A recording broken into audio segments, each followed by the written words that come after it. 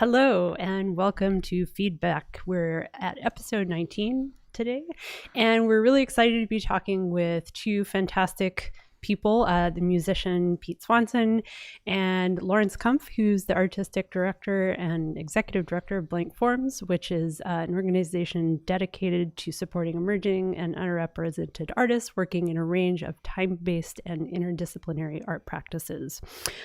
So today we're going to be talking about our two collaborations with Pete from 2012 to 2014 that you can hear featured on the album Eliminated Artist. We're really, really excited that everyone's here today. And with that, I'll hand it over to you, Lawrence. Cool, thanks. I saw Pete. I saw you sort of snag the record from the Nice. show the other day, and I had my copy here. I had to grab one for reference. Okay.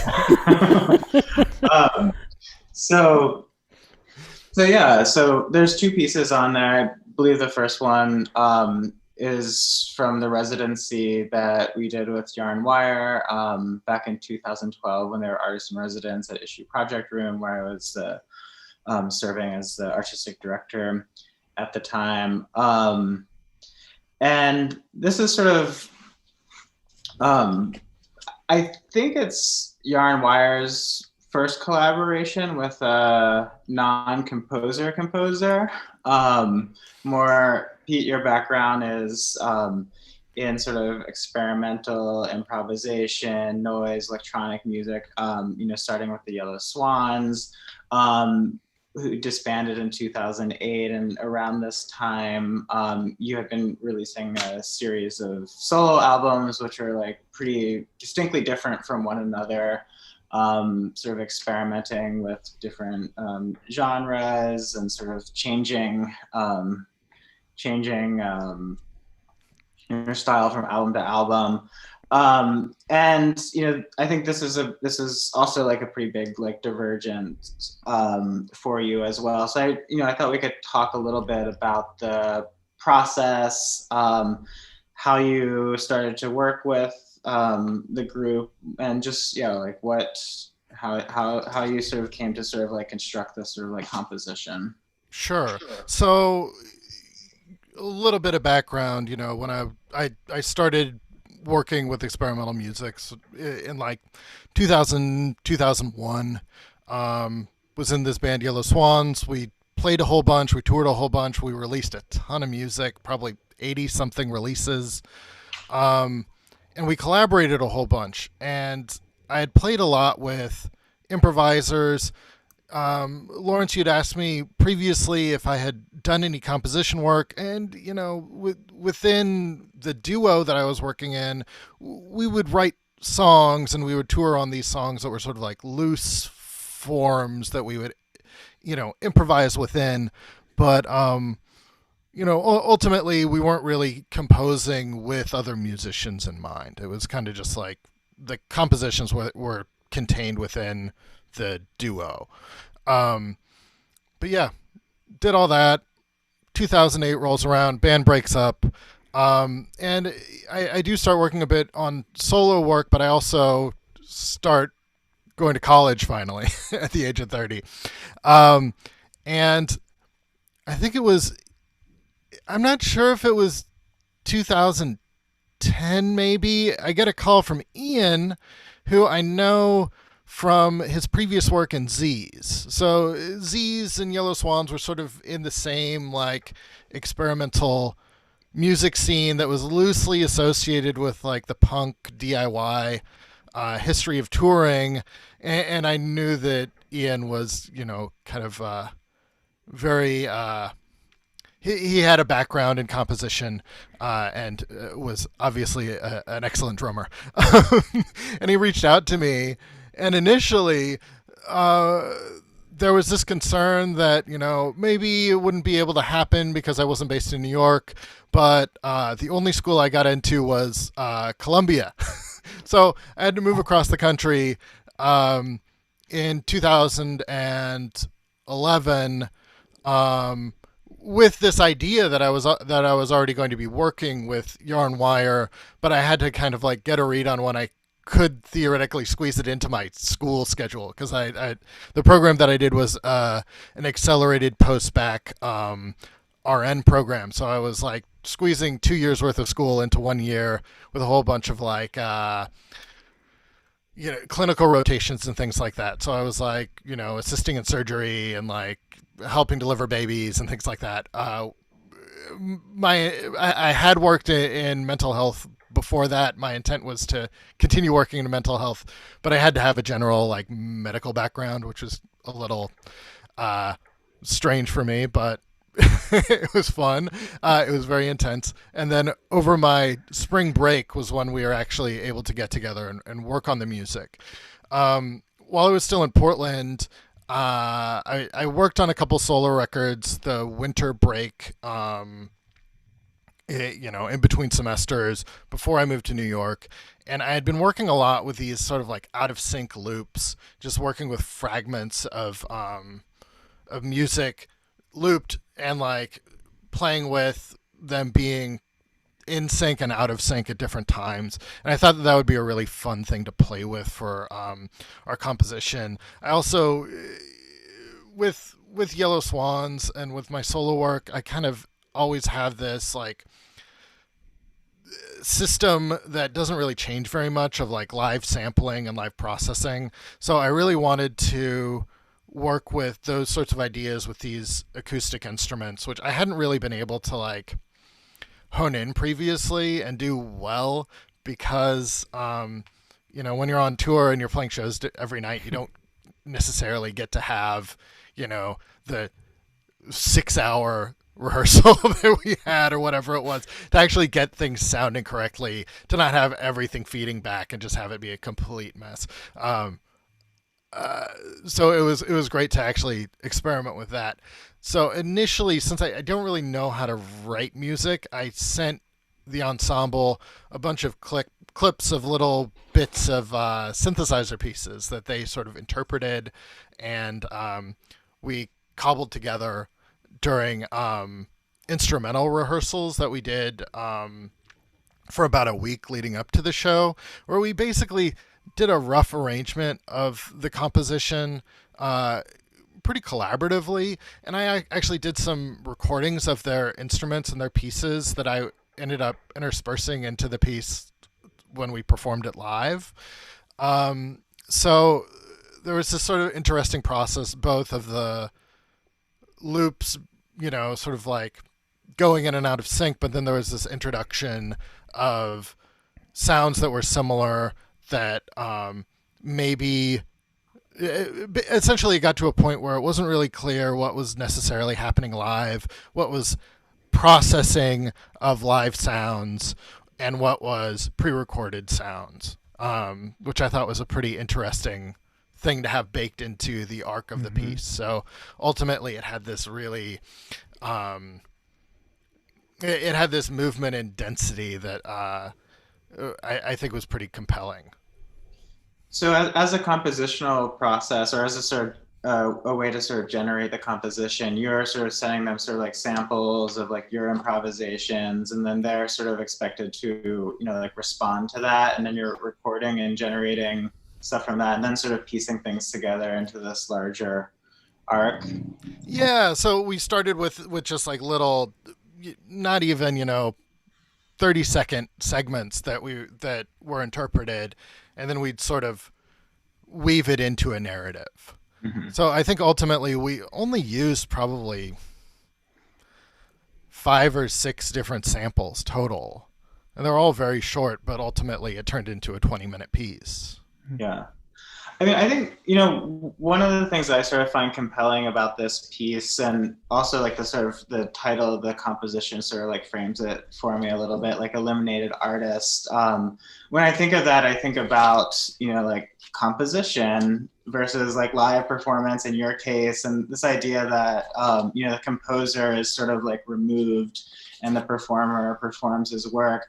But there's almost you're sort of like pushing against a lot of the sort of like conventions of compositional work, like one, having the instrumentalist improvise and using that as sort of like the basis for the structure, two, sort of having this sort of simultaneous like rehearsal, samples, live sounds, come together in a way that they're indistinguishable about like what sort of like space time you're in, so it's sort of like eliminating that, but then you're also sort of there along with them, sort of further sort of like manipulating and confusing the situation. And I'm just the other like funny thing, it just like always like cracks me up too, is like the eliminated artist with in relationship to the album cover of Man with Potential too, with this sort of like mop head with your like hat on it. But I'm sort of thinking about like how like how you're sort of like thinking about sort of genre, or sort of like giving sort of like set tasks as a musician, and like how you sort of like push against these sort of like structures to like undermine things. Like with that Man with Potential album, how you're sort of like, like making like a techno album, but obviously sort of like pushing against it, or, with this eliminated artist piece, how you're making a sort of like composition, but sort of like turning that on its head a bit. Yeah, and essentially that is the thing that I find really interesting. There's like simultaneously like a certain amount of respect and like homage played to the form, but then there's also like a subversion of it happening simultaneously. And I think that's really, there's an interesting stress there. And that kind of comes down to what I was working with the loops regarding dance music, and working within that structure a bit. Like typically, the framework is that you're going to work within a very quantized, very time-based system, and I don't think that that's always interesting. So, the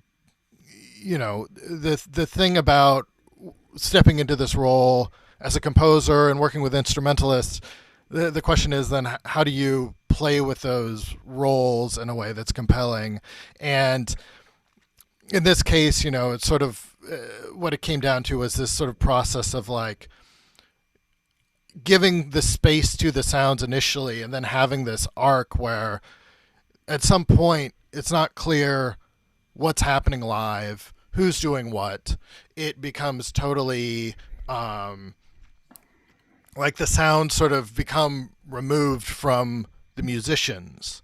Yeah. And there's a certain lack of control there, but I think that that's also compelling. And one of the things that I think works with the piece was that we were able to like bring up the chaos and bring down the chaos, and give the instruments space at times and give the instruments no space at times. So it's this sort of process of like allowing space for the identity of the instruments to stand out at times, and then just totally erasing it at other times.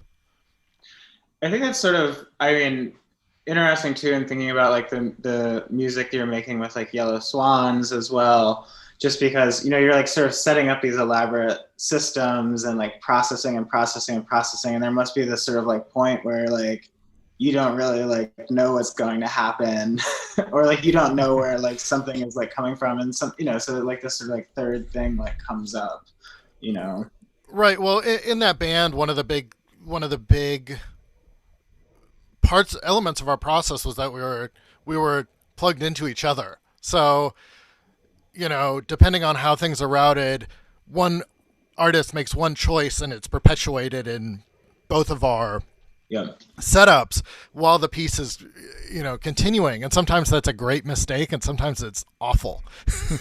Yeah. And, the one of the great things about when it's really bad is you have to work with that and try and figure out a way out of that. And sometimes it's making changes to make your piece more dynamic to get rid of that element, or it's to add in more elements around that distasteful element and turn it into something that's actually compelling ultimately.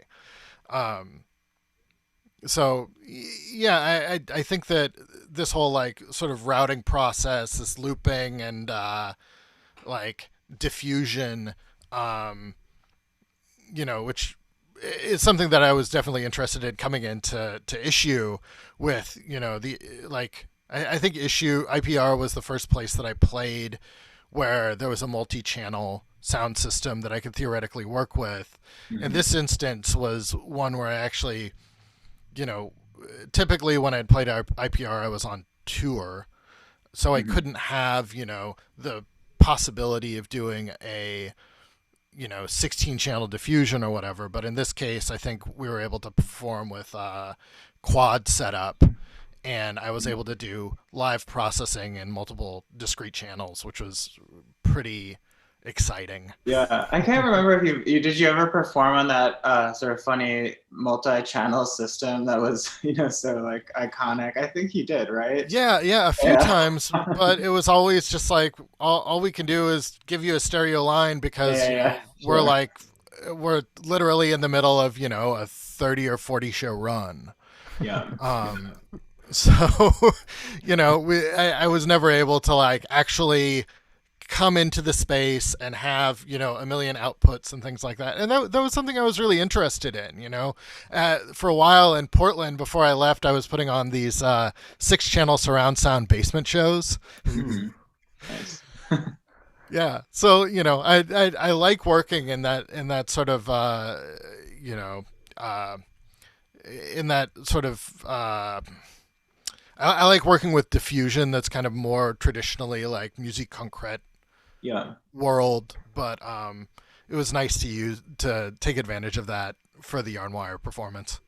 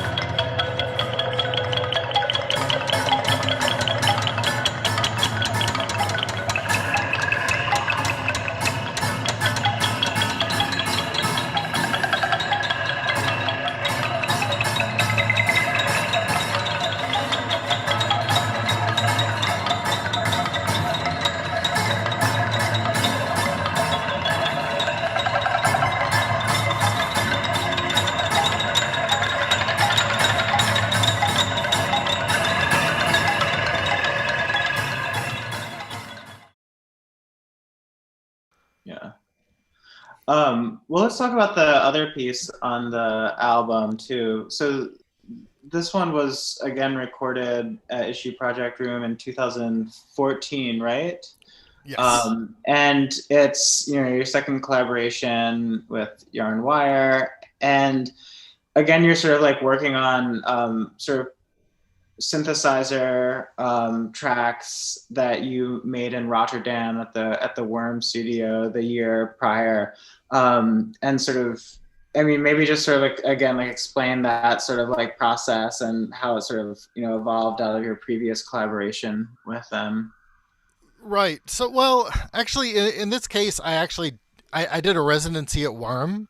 I had access to a bunch of very rare, very expensive vintage synthesizers, and I ended up. I was there for about a week, but I came from Oregon straight there, so it was pretty jet lagged. But I tried to take advantage of it, and I just honed in on the EMS synthy that they have there, which is a very unusual synth that uses this like matrix pin patching system, and you can get it to behave very strangely. It's sort of it's the kind of synthesizer where if you make one little adjustment, everything else changes.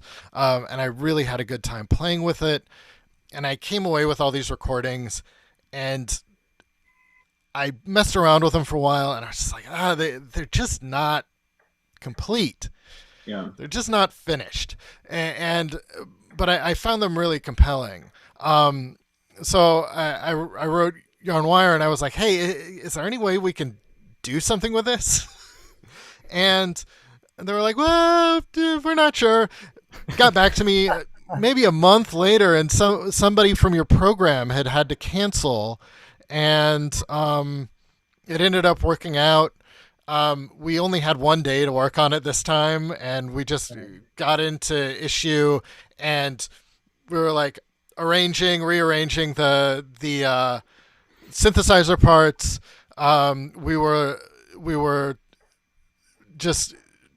We just kept tweaking it, and it was even more collaborative than our initial piece. There was a lot of input from all the musicians from Yarn Wire, and I think ultimately we ended up having a really a pretty strong piece in the end. And it definitely ended up sounding a lot better than just the synthesizer parts. So they fixed it.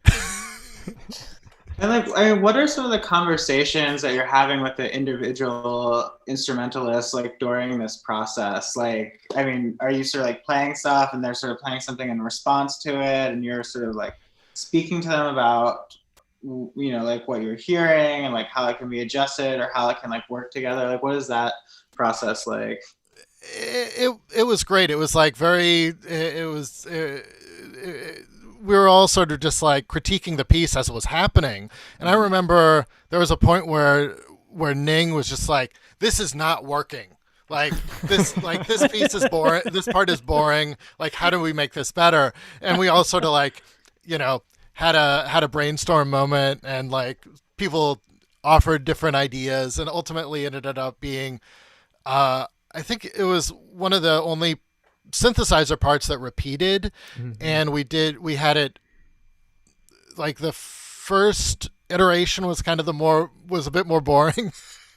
And then the second iteration, there were like all this arranged, it was built out a bit more.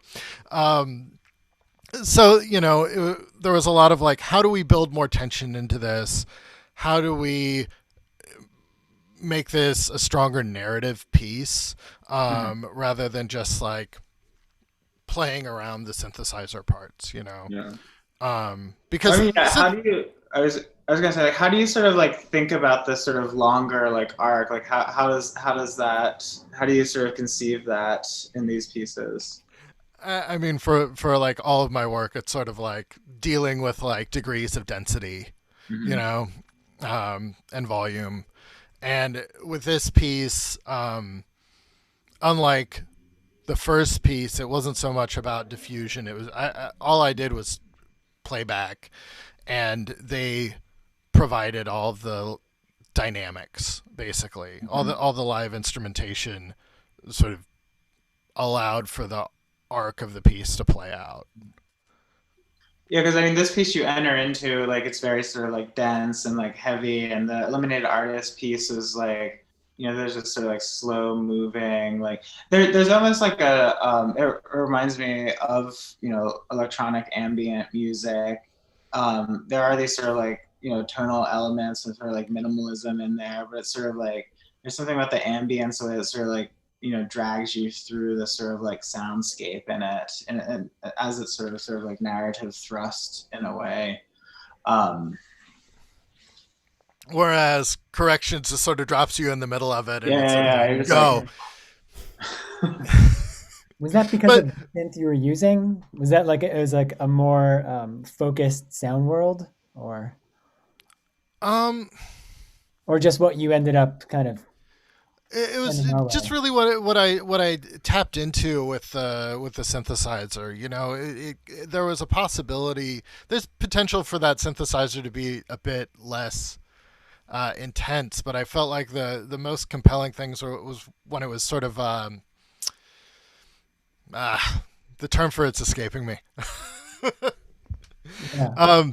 But essentially there would be these bizarre sort of like auditory phenomena that would happen because the synthesizer was sort of like hitting this weird like sonic edge where like the electricity, you could just kind of like hear the electricity in the sound. And a lot of the stuff that I was really latching onto was pretty shrill and not super musical. So I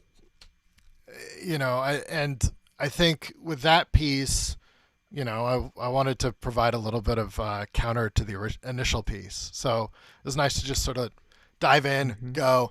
But there's space in there too. There are periods where it's entirely instrumental, and I think ultimately it works despite the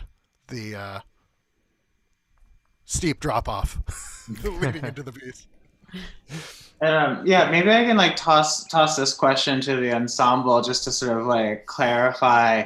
Because I mean, is Pete, he was one of the first sort of like non composers that you were working with, and then I know you guys have gone on to like work with like Mark Fell and like other artists that aren't sort of like traditionally thought of in this way. Marcus Smickler. I mean, though Marcus Smickler does do more like proper like notation and like writing. How, like, I guess like from your guys' perspective, like how was that sort of like process? What was that sort of like learning curve? Like all at once. Yeah. Maybe, I think it felt like the composers that we were working with maybe up until this point, because we were always kind of commissioning people and feeling like this one-on-one collaboration. Even if something's like published as music, there's always this work period where you're figuring things out, where someone's asking, hey, does this sound good? How does this work? How do you make this sound? And it became clear maybe at some point that actually the act of making music, even if it's in this composed world, is really this give and take, and then it just ends up that something's on paper, and it might have been something that you're improvising at some point. And so I think when Ian had the idea to like reach out to Pete, it was like, well, maybe this, like, it seemed natural to me. I was like, yeah, let's go to this. I think we were all like, yeah, let's try it. It's going to be a challenge, obviously.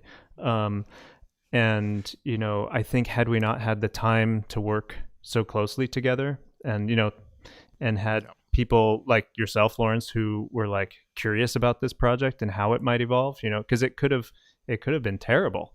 But actually for us, it ended up being kind of like a watershed moment and a way that like changed maybe the way that we work with people or can approach other people. We don't really have to be afraid of really who we work with, because we'll try and mediate that difference or something.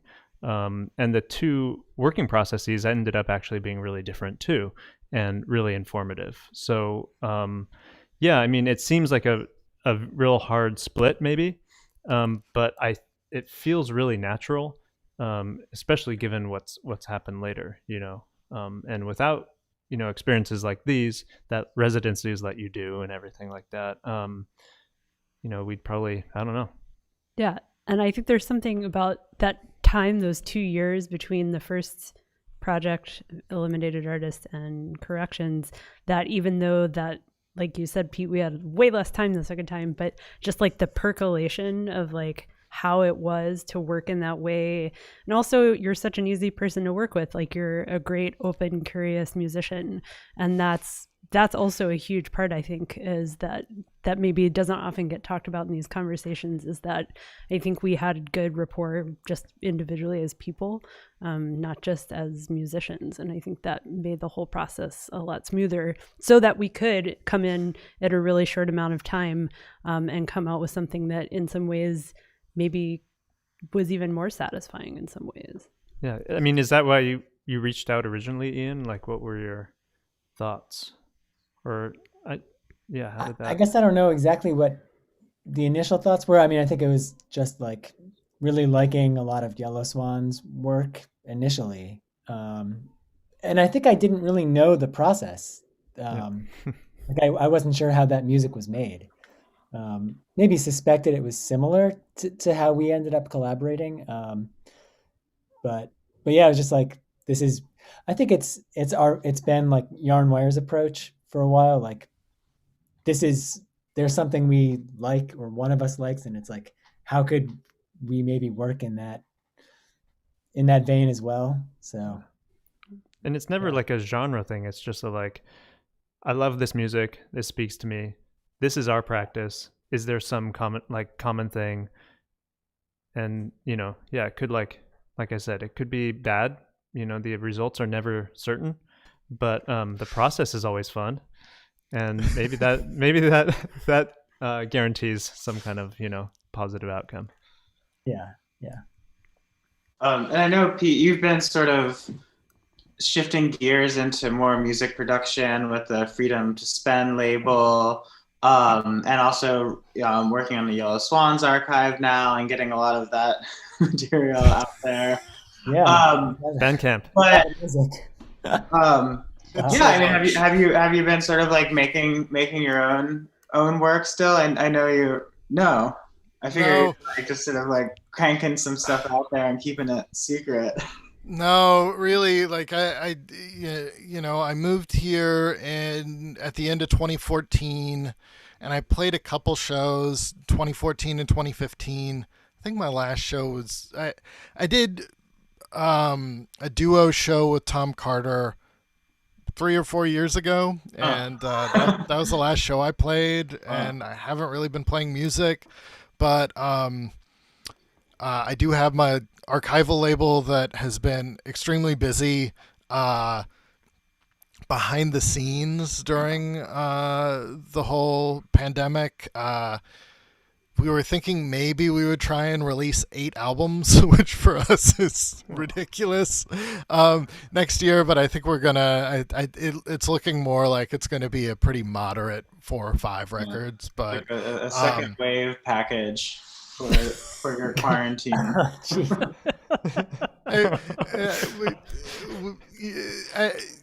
it's just kind of a fluke of timing. We chased after a whole bunch of records for a couple years and a whole bunch of like artists, and it just kept not working out. And then we had a bunch of people agree, and we have some of our archival work that we've been doing has been paying off.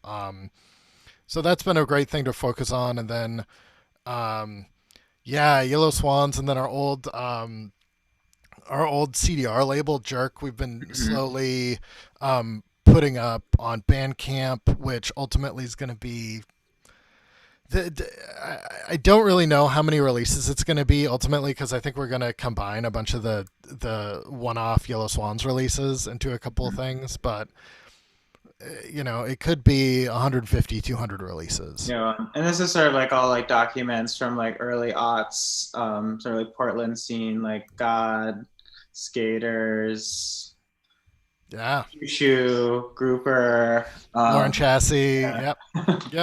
Yeah, and it's a lot to wade through, and it's interesting kind of going back to that and just sort of seeing how our Gabe, my former bandmate, and my sort of omnivorous approach to music led into our later records, which I think is when we first started really like having a solid sonic identity that definitely like led into my solo work and led into these projects with Yarn Wire. I think that the process and the ear that I developed through collaborations in Portland, like in my little neighborhood back then, and then around the West Coast, and then on US tours after we started doing that, really sort of expanded both my listening and playing, as well as like helped me develop more refined approaches to playing with people with acoustic instruments.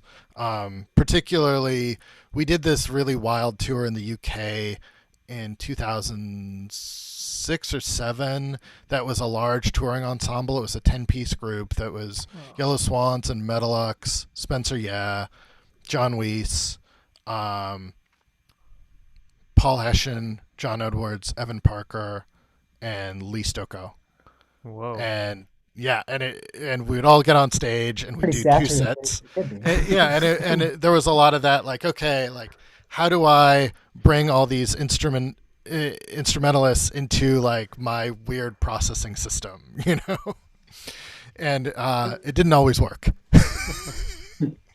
Pete, actually, I have a question for you. So, when we worked together, even though we spent many hours, like, refining, details of the music, I don't think I knew very much about you, since you were so, like, the first kind of very different type of composer that we were working with. There wasn't like a bio I could read. Like, how does one get into experimental music? Like, how did you even start? That's my question. Like, I'm just curious. I mean, I'm originally from this small town in Oregon that's like a college town. It's Corvallis. It's where Oregon State University is.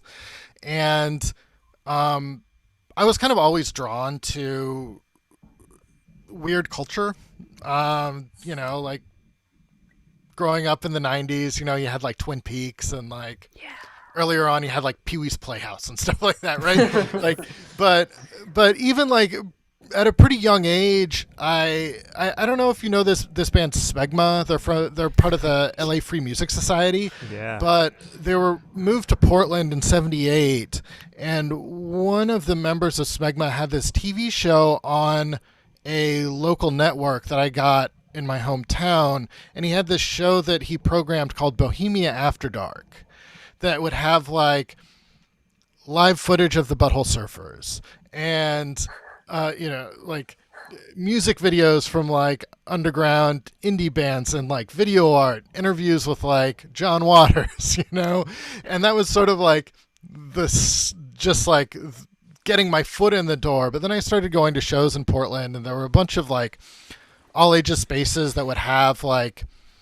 more like traditional indie bands and like punk and hardcore bands, but would also have people like Daniel Menchie who would come out like shirtless playing an amplified bowl of salt.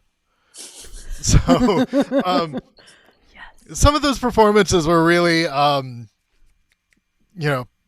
impacting.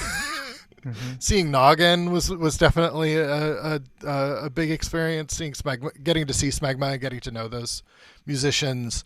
And then, I moved to Portland after graduating high school, and it was just sort of like the floodgates were open. I met all these people. I like got to borrow a whole bunch of records from people, and I don't know if you know Paul Dickow or Ethan Swan. Ethan used to do music programming at the New Museum.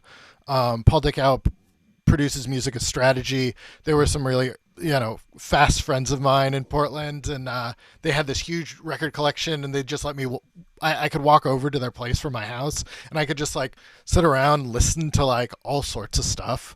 I also played music in a band with a few older people who also had pretty refined music taste, including Johnny Jewel, who's like the guy from like Chromatics and Glass Candy and stuff like that. But he lent me a bunch of avant-garde records from like New Zealand. So like I got into Gate. I got into White Wing Moth. Another bandmate was super into Ligeti. So we'd like, get into like avant classical, Shostakovich and stuff like that. Yeah. And this is when I'm like 20, and it just, and like, as my taste sort of progressed and moved past being just into like punk rock and hip hop, there's all of these peers of mine getting into electronic music. So, a bunch of my friends ended up starting like labels and projects that were sort of like loosely associated with IDM. and some were way more experimental. Some were like live bands. So there's this really interesting scene going on in Portland that was sort of like, some people were working with more pop forms, like Glass Candy and stuff like that. But then you also have like these bands that nobody's heard of, like this band Black Science, that was this customized bass guitar thing that was run through a bunch of pedals, and then a drum kit that had like tons of triggers built into it, and they just play in front of this wall of amps, and it was this very bizarre sort of like washed out soundscape whenever they would play, and I just thought they were great. There was this band Two Noises that Paul, who I mentioned earlier, was in, and that was super like Miles Davis, like Dark Magus era, like keyboard duo. There was just like all these people I knew were obsessed with the weirdest records, like Nuno Cannavaro's Plux Cuba record that got reissued by Jim O'Rourke. So like all these doors just kind of kept opening. And at one point I had been playing in bands for a while, just like playing guitar or like playing bass. And I was just like, this is not where music's going. I like sold a bunch of gear. I bought like a drum machine. I bought, a little keyboard. Some of my friends who are like deeper into the electronic music world at this point helped me sort of figure out what I should be looking for to pick up. And I just got everything, started experimenting. I knew Gabe through like our old like punk bands, and Gabe had been in the Bay. He moved to Portland, and I was like, we're starting a band. So we just started, and like the first 6 months to a year, we just rehearsed in his basement trying to figure out what we were doing. And I don't think we really started figuring it out until like 2004, after 3 or 4 years of playing. Mm-hmm. But it just kept developing, and I think it just got better. And it became more of its own thing. And I think initially, when you start making music, you're like inspired by musicians, you're inspired by artists, you're inspired by ideas. But I think as you go forward, at some point, it just becomes the music that you make. And like, it's in conversation with like your interests and things like that to some degree. But, ultimately, if you're making any sort of weird music, it's sort of a process of like becoming yourself and like knowing who you are and knowing what sounds you like, and having a process to making sounds, and like that, the weird sort of like ecosystem for sound that I've built is really sort of like the one mainstay. Like I constantly play with sound sources and sort of like gestures towards like different sort of like genre forms and aesthetic ideas, but really the big thing that I really hold on to is this like processing system. So it was fun to kind of bring it into to the context of Issue Project Room and working with Yarn Wire, because it was this different sort of like sound palette, a different sort of sonic space. I love how it sounds. It sounds like, like a practice emerges out of listening to records, going to shows, meeting people, going and seeing what other people are making, and like that it's awesome. I mean, it doesn't emerge from nothing. A ton. Exactly. Like, yeah. One of Lawrence mentioned this group God earlier, and they were also in this band Super Unity, and it was this large ensemble electroacoustic improvisation band in Portland, and so many of those people have like influenced me in so many bizarre ways, and I don't really and I don't think I would have been the same player that I was without having worked with them. And they were like a few blocks away from us. The neighborhood that we were in Portland, it was just like full of musicians, a lot of creative ideas, and like barely anybody worked because it was still pretty cheap. I worked 3 days a week working overnight shift in a care home. So I had like 4-day weekends every week where I could just, go and play music with people. Yeah, that's awesome. Yeah. I mean, it's kind of like to bring it back like to what we were doing, like the process that we engaged in is just like we stepped in the room and it's like we don't know what's going to happen. And then make music from that. Yeah, I mean, it's awesome. Yeah, yeah, I mean, it was definitely a prospect that I was kind of intimidated by initially because it felt like such a stretch for me, and I don't have like the knowledge base to like effectively communicate with y'all in your language. But ultimately, I think that tension was like fine. We worked through it. Yeah, Ian, what did you say? No, just definitely a stretch for us too, I think. Mm-hmm. Just because I think typically we were used to like getting material and like executing it, and less kind of a less reflective process. So yeah, it's funny that this like traditionally like this kind of ensemble doesn't encourage that type of thinking, even though all of us have done that kind of thing in many other projects. And so it's like, wait, in this context we can do it too. Yeah. Yes. I feel like that really came out between the two projects, where like the first one it was sort of like more like feeling each other out, and the second time around it was sort of like, okay, like this isn't working, how do we fix this? It was really like, we're meeting on this level where we're equals, we're trying to solve a problem, we're trying to make good music. And that was great. Like that's the ideal, that we're all sort of like in a room together trying to make something that is really good. Yep. Yeah. Cool. Well, I think that's probably a good place to wrap it up. We're about like 45 minutes. I guess, Pete, I wanted to just ask you, so how many babies have you delivered now? I was only involved in a couple while I was in that rotation in nursing school. It was like 5? Not even. 2. Yeah. Like 2 or 3. Okay. Yeah. More than anyone else here. Stay in touch. It was a very weird experience being involved in any sort of surgeries. You expect that it would be like a gentle, sort of like very precise process, and it was staggering to me how aggressive surgery is. Wow. It's just terrifying. like literally, people just pulling the bodies open, and it's wild.